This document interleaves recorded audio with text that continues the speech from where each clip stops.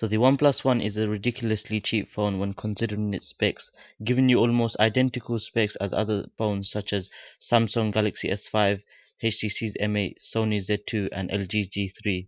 So if you're thinking of getting a premium phone without spending too much, then this phone should definitely be an option. But what if money wasn't an issue? Should you still consider buying this?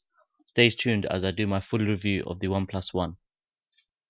So to run down the core specs, powering the beast is the Snapdragon 801 processor clocked at 2.5 GHz, Adreno 330, 3 gigs of RAM, and it has an option of a 16 gig and a 64 gig model without SD card slot. The hardware of this device is pure cellular. Even though it's a cheap phone, it certainly doesn't feel cheap. The buttons are placed perfectly and it's also surrounded with a nice chrome ring. The curved back makes it a very nice phone to hold, and it's also got a nice slabbish look that kind of reminds me of Xperia Z. The display on this thing is awesome. It's got a 5.5-inch JDI 1080p Full HD screen, giving it a PPI of 401. You could also change the saturation and contrast, etc. in the settings if you want to, but I just leave it as standard. I think it's pretty cool. So on the software side of things, it's got CyanogenMod 11S based on Android 4.4, which means it's going to be very light and smooth, and it's going to have a ton of customizations, which I'll be getting into shortly.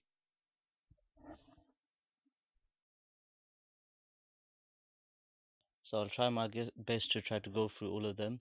So first up, we've got lock screen, which is basically you could either have the AOSP lock screen or you could choose custom lock screen. So if you go into settings and check the box, you'll get custom lock screen. So at the moment I've got the AOSP one. If you tick the box, which I believe is on default, the box bees tick, you can get custom lock screens. Another perk CyanogenMod comes with is the themes. So these are the themes I've got. There's Android L, Hexo and Hello.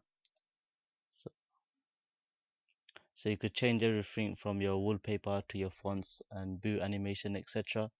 It's also got a dedicated themes showcase application. Here you can see some of the themes that people have made. Some of them are free, some of them you need to pay for. It's also got status bar customizations, so you could double tap to turn your phone off. The screen off. You could also change the brightness by sliding the status bar.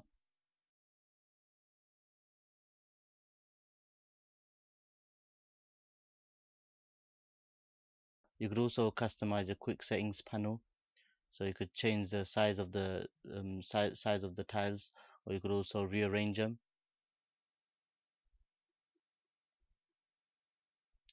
You've also got gestures in the settings. This basically allows you to turn the camera on by drawing a circle or the flashlight with a V sign. You can also double tap to turn the phone on. That's in the display settings. You also have an option to turn on-screen buttons in the button settings. So as you can see here, because I've got the Android L, I've got the square, circle and triangle. RAM, just to cover it quickly, it takes roughly about 1.6 on general usage. And in the developer option, you also have an option to kill the app when you press back. Performance wise, I think it does pretty well. Stuff like Angry Birds and Temple Run smoothly. I haven't tested the other games such as Modern Combat, etc. I might do a separate review for that. I'm not really into benchmarks, but if you're into it, 37895 is what it's scored on Antutu. Camera wise, it's got a 13 megapixel Sony Exmor lens, dual flash. I love the interface, it's very nice and simple. Not unlike other phones I've used. I previously came from Samsung Galaxy S3. The interface is not as easy. It also shoots in 4K. It's got slow motion recording at 720p at 120 frames per second. Front camera is 5 megapixels. You could also change the you could also put filters on. You just need to swipe up and down to change the filter. You could also choose which filters show up. If you press the circle on the side and you press the icon in the middle, you could just choose here, you could just select them. So it's very nice and easy to use. Some people have critiqued it, saying that it's not as easy and the options are muddled up or like they don't work as well. But I find it actually pretty easy. I don't. It's actually perfect for me. Picture quality, I think on default is 85 percent, so I put it on 100 myself. It's also got 4K recording, 1080p recording, and 720p recording. You've also got slow motion option, and there's some extra settings there. So that's about it with camera.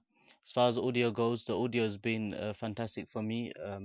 Maybe not as good as HTC M8, but it is loud enough. It might not be as punchy, but it definitely gets the job done for me.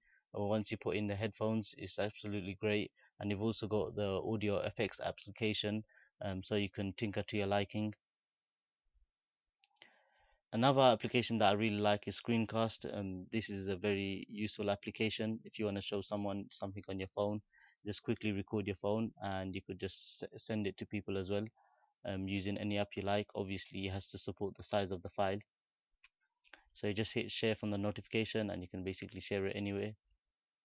Battery's been very good for me. I've got 16 hours 16 hours of battery with 6 hours of on-screen time. So I did find some bugs and problems which I do think can be fixed with software.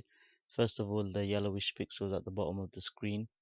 Second of all, the gesture sensitivity while the screen is off. Sometimes the torch and the camera is activated, so I think it's a bit too sensitive.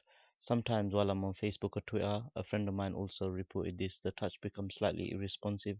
This happens rarely, but I think can be fixed by software updates, or it might just be the apps.